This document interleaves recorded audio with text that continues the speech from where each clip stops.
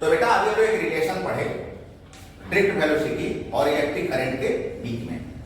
अभी जो फॉर्मूला हम लोग को मिला I equal to N E A V T and others formula, उस पर डिपेंडेंट हम लोग कुछ न्यूमेरिकल्स बनाने जा रहे हैं।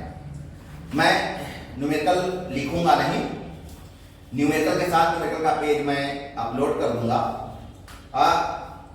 बेटा इसमें हिंदी लिखा हुआ है, लेकिन हिंदी भी इंग्लिश में लिखा हुआ है, दैट मीन हिंदलिश लिखा हुआ है।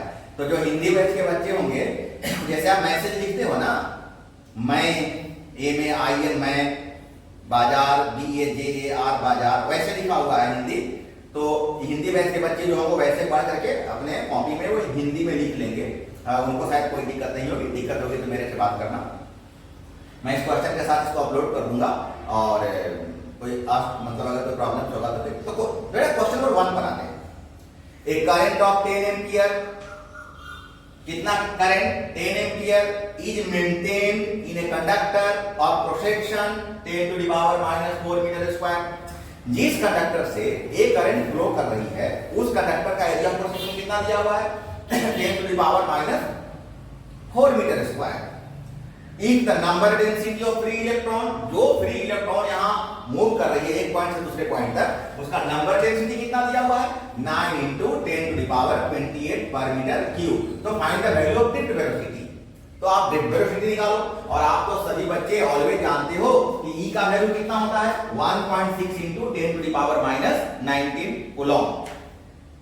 अभी फार्मूला पढ़े हो I इक्वल टू NEAVD। यहां से अगर BD फाइंड करना है तो NEA बाई में जाएगा ना, बाई में ले जाओ, मतलब फॉर्मूला बन गया BD equal to I by NEA। अब वैल्यू पुट करो, I मींस 10, देख लो, N means 9 × 10 to the power 28, E means 1.6 × 10 to the power -19, और A area of cross section 10 to the power -4 metre square. हमने जब इसको सोल्व किया तो 6.94 × 10 टू द पावर -6 मीटर पर सेकंड। ये हुआ क्वेश्चन नंबर 1। क्वेश्चन नंबर 2 केवल डिजिट बदला हुआ है और 1 का सिमिलर है। तो बेटा क्वेश्चन नंबर 2 आप होमवर्क के रूप में आप यहां बनाइएगा, मैंने क्वेश्चन आपके लिए छोड़ दिया हूं, और इसका बेटा आंसर नहीं लिखा हुआ है तो आप अपने से सोल्व करके एक गुड आंसर निकाल लीजिएगा। अब आते हैं क्वेश्चन नंबर 3 पर। क्वेश्चन नंबर 3 थोड़ा अच्छा क्वेश्चन है, ठीक से समझिएगा। The number density of a conduction electron in a copper conductor is 8.5 × 10 to the power 28 per meter cube। भाई जब एक कंडक्टर है, इस कंडक्टर से जो फ्री इलेक्ट्रॉन फ्लो कर रही है उसका नंबर कितना दिया हुआ है 8.5 × 10 to the power 28 पर मीटर क्यूब, 28 पर मीटर क्यूब। क्वेश्चन आगे बोल रहा है कि how long does an electron take to drift from one end of a wire 3 meter long to its other end। ये वायर 3 मीटर लॉन्ग है, तो क्वेश्चन बोल रहा है कि इस वायर के एक पॉइंट से दूसरे पॉइंट तक इलेक्ट्रॉन को पास करने में कितना वक्त लगता है, कितना समय लगता है। हाउ लॉन्ग डज, कितना वक्त लगता है 3 मीटर लंबे तार को एक पॉइंट से दूसरे पॉइंट तक क्रॉस करने में। The area of cross section of the wire, इस वायर का जो एरिया ऑफ क्रॉस सेक्शन है वो दिया हुआ है, देखो लेंथ 3 मीटर और area of cross section 2 × 10 to the power -6 metre square, carrying a current of 3 ampere. और इससे जो करंट फ्लो कर रही है वो इत्तेफाक से 3 एम्पियर ही है, ये भी 3 एम्पियर है। तो उम्मीद करें बेटा समझ में आया आपको क्वेश्चन। अभी आपने फॉर्मूला पढ़ा कि BD equal to I by NEA, BD equal to I by NEA, ये BD निकल गया। और आप चाहो तो वैल्यू निकाल सकते हो, लेकिन रहने दो ना, एक ही साथ सारा निकालेंगे। हमको क्या निकालना है, समय निकालना है। क्या होता है समय बराबर दूरी बटा चाल, time is equal to distance by velocity. Distance कितना बेटा L, जितना तार का लंबाई होगा उतना डिस्टेंस हो गया L, और वेलोसिटी VD। अब इस VD का वैल्यू यहां पुट करो, तो T is equal to L, VD means I by NEA, और NEA ऊपर ले जाओ तो L NEA बाई I। अब सबका वैल्यू पुट करो L NEA I, और इसको सिंप्लीफाई करो तो क्या हो जाएगा, ये तो 3 कैंसिल हो गया, और 28 में 25 माइनस हो जाएगा। ये दोनों को मल्टीप्लाई करेंगे 27.20 × 10 टू द पावर 23, और यहां से डेसिमल हटाते हैं, एक जीरो और आ जाएगा, तब हो जाएगा 27200 सेकेंड। ये जो आंसर आया वो सेकंड में आया। आप इसको आवर वहां भी छोड़ सकते हो आंसर, लेकिन आप आवर में कन्वर्ट करो। आवर में जब कन्वर्ट करोगे तो 3600 से डिवाइड करना होगा, 3600 से डिवाइड करना होगा, और डिवाइड करोगे तो 7 आवर और 55 मिनट्स आएगा। और बेटा ध्यान दो, इसी पर question number 4 number question same है, तो आप क्वेश्चन नंबर 4 क्या कर लेना, होमवर्क बना लेना, क्वेश्चन नंबर 4 होमवर्क बना लेना। और बेटा इसका भी आंसर नहीं दिया हुआ है तो आप इसका एक आंसर अच्छा बना करके कैलकुलेशन अच्छे से करके इसका आंसर आप फाइंड कर लेना। आते क्वेश्चन नंबर 5 में।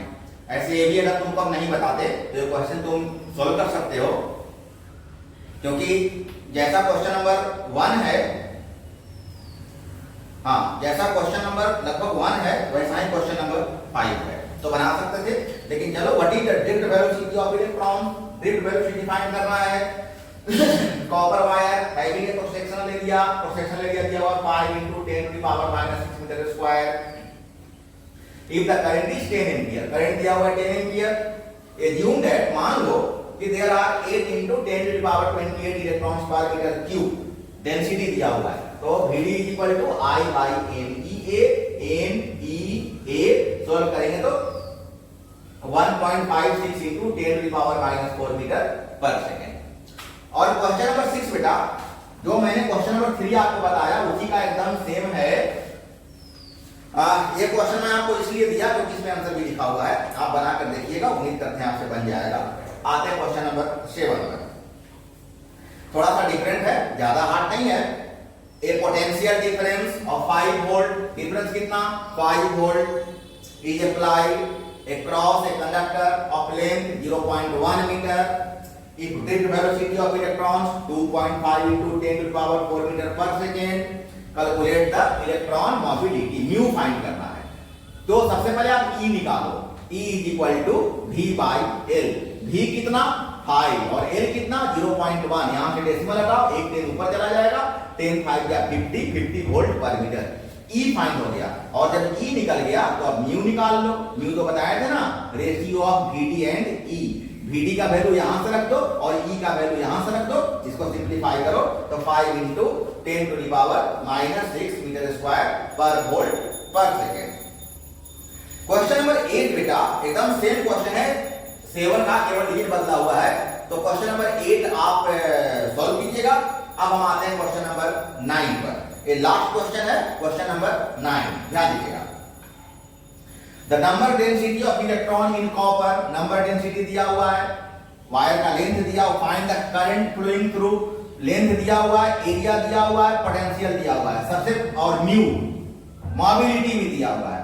सबसे पहले आप E फाइंड कर लो, V/L मींस 15 वोल्ट पर मीटर, और जब E निकल गया तब आप आराम से I निकाल लो, फॉर्मूला आपको बताया ना, NA/μ/E, सबका वैल्यू पुट करो और सॉल्व करो तो 0.92 एम्पियर। अब ध्यान देगा सारा, अभी मैं साथ में पेज अपलोड कर दूंगा और आप बढ़िया से हर क्वेश्चन को देखना, दोबारा अपने मन से भी बनाने का प्रयास करना, अच्छा से नोट्स बनाना, बीच में जो भी क्वेश्चन छोड़ दिए हैं जरूर बनाना, और कोई दिक्कत अगर हो तो मेरे से कॉल करके, मेरे व्हाट्सएप पर मेरे घर आकर तुम इसको सिंप्लीफाई कराओ। Thank you.